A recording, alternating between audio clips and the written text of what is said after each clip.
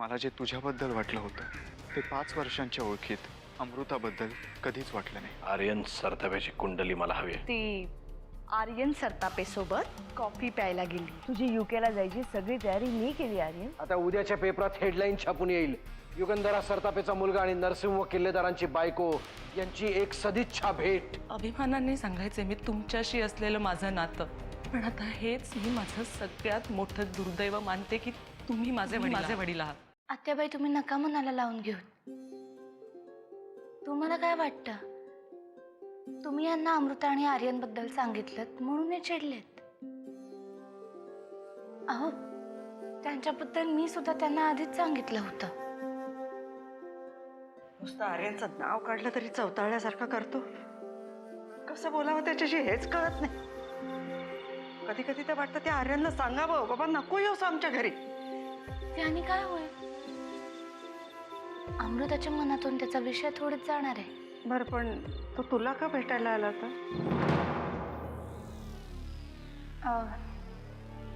मला भेटायला म्हणजे अमृताबद्दल बोलायलाच आला होता तो.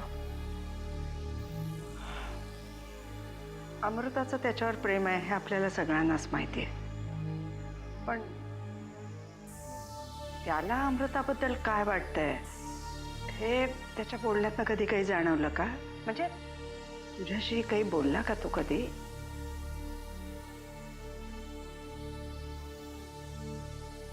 आत्याबाई, आर्यनचं अमृतावर प्रेम नाहीये. आतापर्यंत फक्त एक चांगली मैत्रीण म्हणूनच तो त्याच्याकडे पाहतोय. मला वाटलंच होतं हे असंच काहीतरी असणार, पण अमृताला आता कोण समजावणार? ती तर त्याच्या बाबतीत इतकी हळवी आहे की त्याच्याकडनं नुसतं नकार आला एवढं कळलं तर मला तर कल्पना सुद्धा नाही करवत आहे.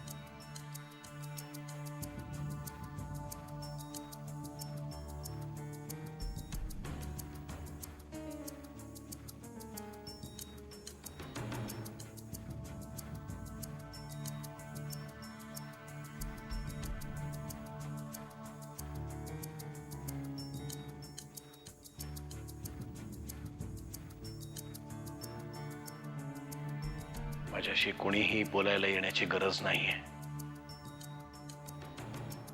ज्याला या घरातून जायचंय त्यांनी जावं, ज्याला या घरात यायचंय त्यांनी यावं. आता माझ्या हे लक्षात आलंय की मी एकटाच पडलोय या घरात. राहू द्या मला एकट्याला. अहो, जानकी,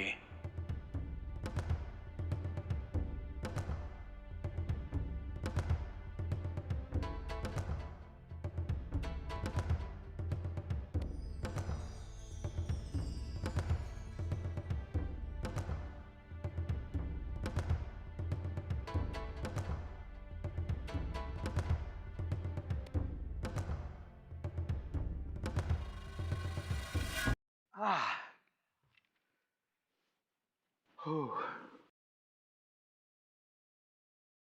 आईला आज कित्येक दिवसांनी अभिमान वाटावा असं वागलीस ना तू. जानकी बरोबर देवळात गेली होतीस ना? मी तुला या आधीही म्हणालोय, जानकी बरोबर राहत जा ग.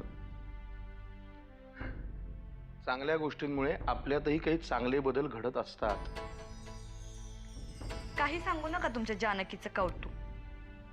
मी देवळात देवदर्शनालाच गेले होते, पण तुमची जानकी देवदर्शनाच्या नावाखाली कॉफी प्यायला गेली होती त्या युगंधराबाईच्या मुलासोबत. आईला तोंडाला येईल ते काहीतरी बोलू नकोस. हं, एवढाच पुळका असेल तुमच्या लाडक्या बहिणीचा तर तिलाच जाऊन विचारा ना. नाही, वेळ आली की तिलाही विचारीनच, पण आता तुला विचारतोय, काय भानगड झाली आहे? आम्हाला यातलं काही कळत नाही. आम्ही नाकासमोर सरळ चालणारी साधी सरळ माणसं. हे भानगड वगैरे आम्हाला काय माहित? यात तुमच्या लाडक्या जानकीने PhD केली आहे. तुम्ही तिलाच जाऊन विचारा ना. आज जो काही घोळ झालाय ना मला तर वाटतं त्याला तूच जबाबदार आहेस. कारण कुंपणावर बसून तमाशा बघायची सवय आहे तुला.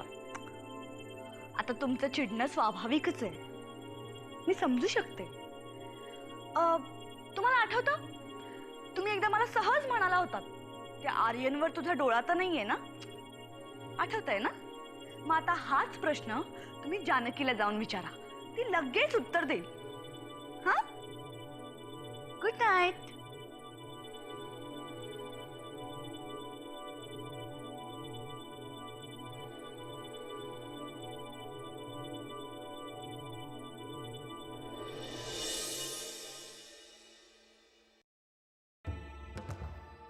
काय रे दादा, एकदम अर्जंट बोलावून घेतलं, काय झालं?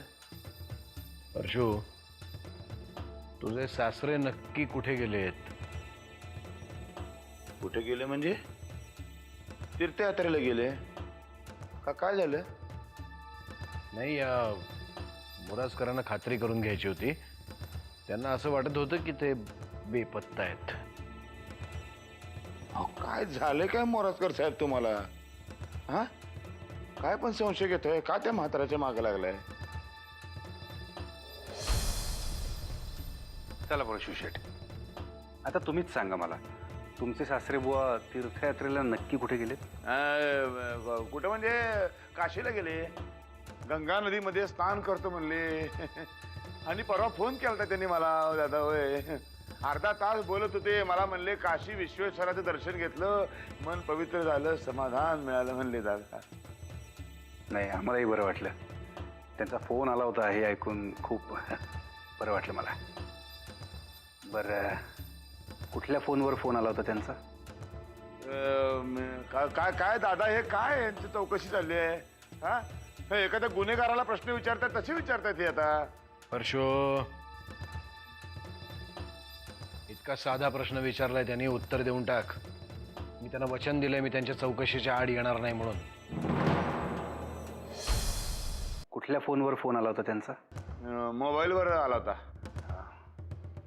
मला देता का जरा तुमचा फोन? आता आणि माझा मोबाईल कशाला दादा? अरे हे काय चाललंय दादा?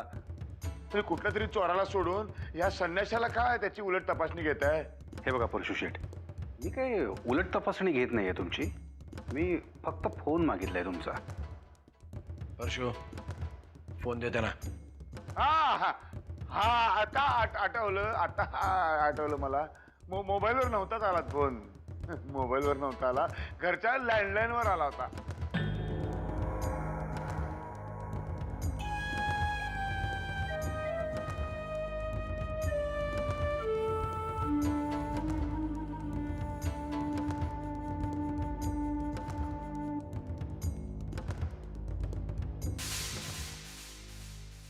आर्यन बाबा, काही कामात आहेस का? नाही, बोल. नाही, काय झाले, एक गोष्ट माझ्या मनासारखी घुटमळते. इच्चारून म्हणतोय, पण राहतीच आहे बघ. जना काका, तुला जे काय विचारायचं ते विचार ना, बिंदास विचार.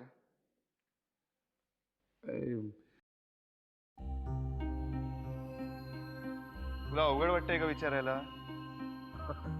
हा, काही तसंच काहीच झालंय. काय आर्यन बाबा, तुझं त्या नरशिंह किल्लेदारच्या घरी येणं जाणं जरा जास्तच वाढलंय. आणि मी तर असं ऐकलंय की तुझी आणि त्याची लेकीची मैत्री जरा जास्तच घट झाली.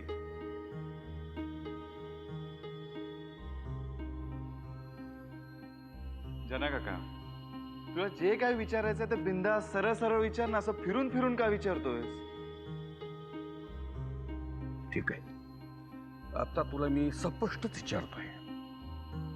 काय झालंय की हा नरशिंह किल्लेदार आहे ना, हा आपला एक नंबरचा शत्रू आहे. आणि तुझं त्याच्या घरी येणं जाणं विनाकारण आपल्या तलवारीची धार कमी करेल असं वाटतंय बघ. तुझा माझ्यावर विश्वास नाहीये का जना काका? अरे अरे बाबा, तुझ्यावर जीव ओवाळून टाकावी एवढा विश्वास आहे तुझ्यावर. तू नरशिंह किल्लेदार आहे ना, हा सापाची अवलाद आहे. याच्यापासून जरा सावध राहा.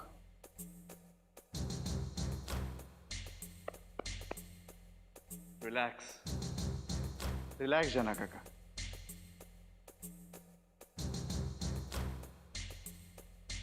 जना काका, तू अजिबात काळजी करू नकोस. तुला असं वाटतंय ना की मी जर तिकडे गेलो तर आपल्या तलवारीची धार जाईल म्हणून? पण नाही जना काका, तलवार उपसून लढाई जिंकण्याचे दिवस गेले आता. नरसिंह किल्लेदाराला कुठल्या हत्याराने संपवायचं ना ते मला चांगलंच माहिती. तू फक्त बघ ते हत्यार मी कसं आणि कुठे वापरतो ते.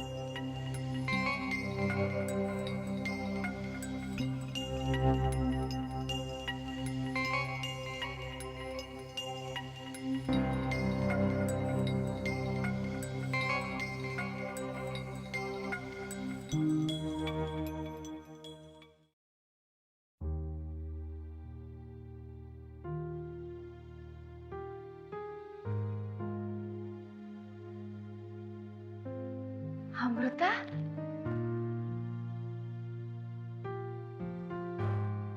एवढी बारी दिसतीयस.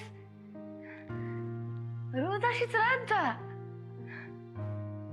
रोज जर असंच काहीतरी विशेष घडणार असेल ना तर मी रोज असे कपडे घालत जाईन. असं काय विशेष घडणार आहे मला सुद्धा कळू देत. काल मी आत्याजीला असं सांगितलंय की आज मी आर्यन बरोबर देवळात जाणार आहे. खरंच जा. देवळात जा, नंतर आणखीन कुठे जा, पण घराबाहेर पड. जानकी,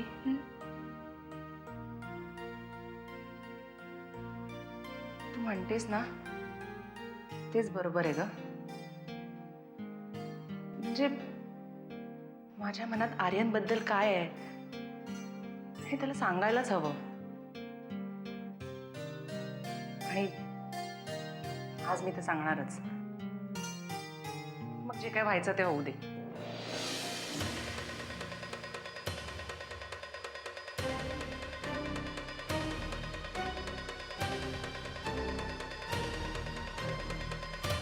अडचण खूपच बेसिक आणि सिंपल आहे. माझं अमृतावर प्रेम नाहीये. पण मला जे तुझ्याबद्दल वाटलं होतं ते 5 वर्षांच्या ओळखीत अमृताबद्दल कधीच वाटलं नाही.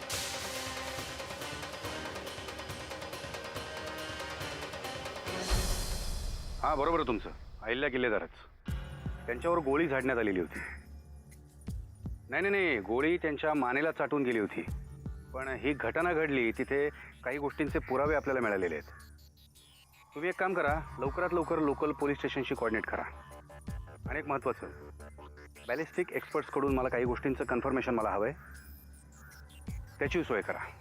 आणि मी काय सांगतोय त्याची अर्जन्सी लक्षात घ्या आणि त्या दृष्टीनं लवकरात लवकर पावलं उचला. ओके सर, बोला. आपल्याकडे जे रिपोर्ट आहेत त्यानुसार तुमच्यावर झाडण्यात आलेली गोळी आणि इंदुरकरवर झाडण्यात आलेली गोळी या एकाच गनमधनं फायर झाल्या होत्या सर.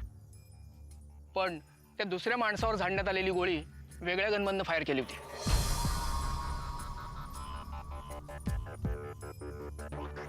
ठीक आहे, या तुम्ही. Okay sir.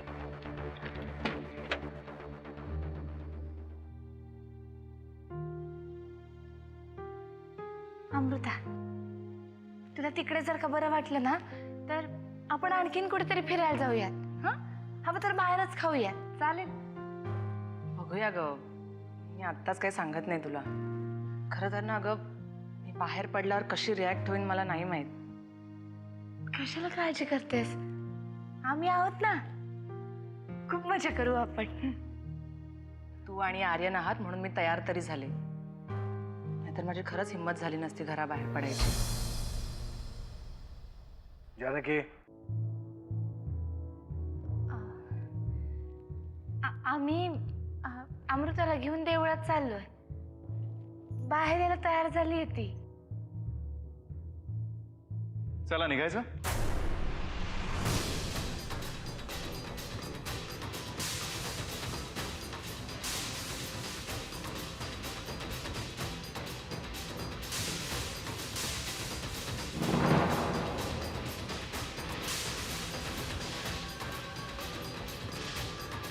गुड मॉर्निंग काका. ते अमृताला घेऊन देवळात जायचं ठरलं होतं ना, म्हणून मी. अच्छा,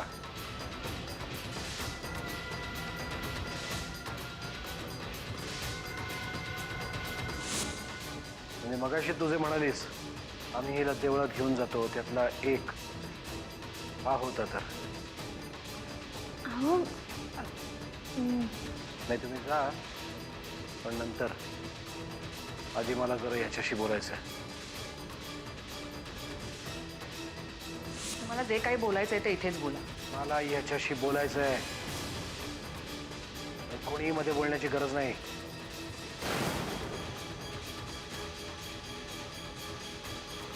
जानकी, आत पाठवायला.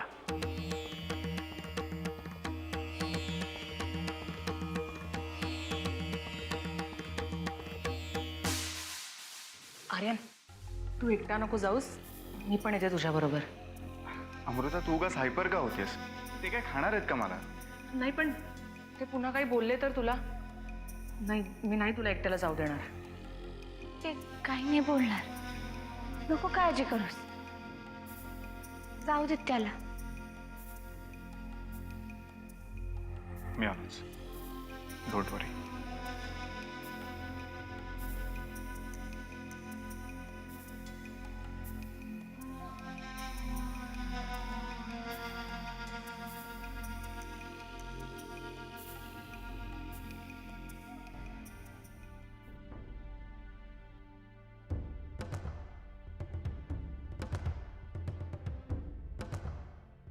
बोला काका, काय बोलायचं होतं माझ्याशी?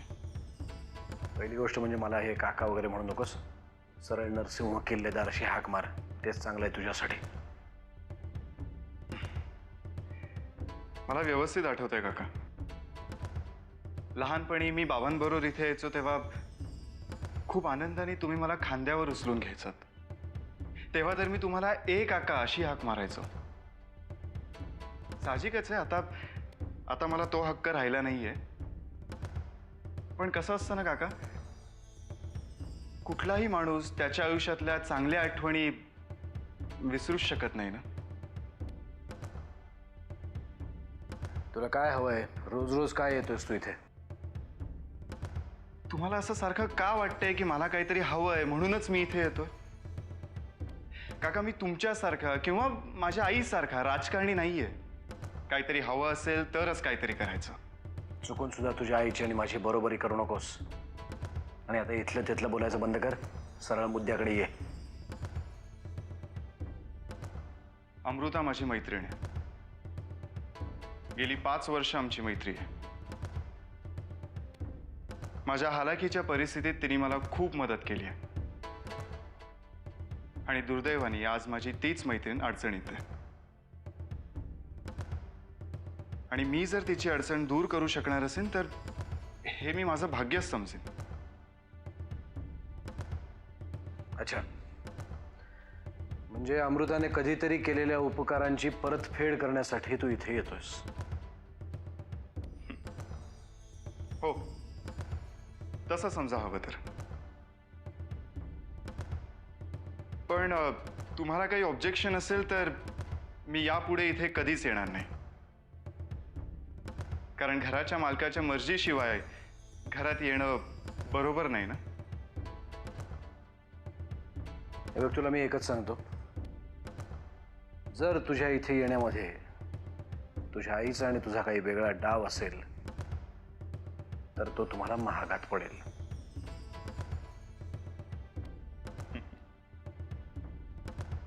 निघू मी काका? देवळात जायला उशीर होतोय ना. तुमचं बोलून झालं नसेल तर आपण परत भेटू ना हवं तर. निघतो.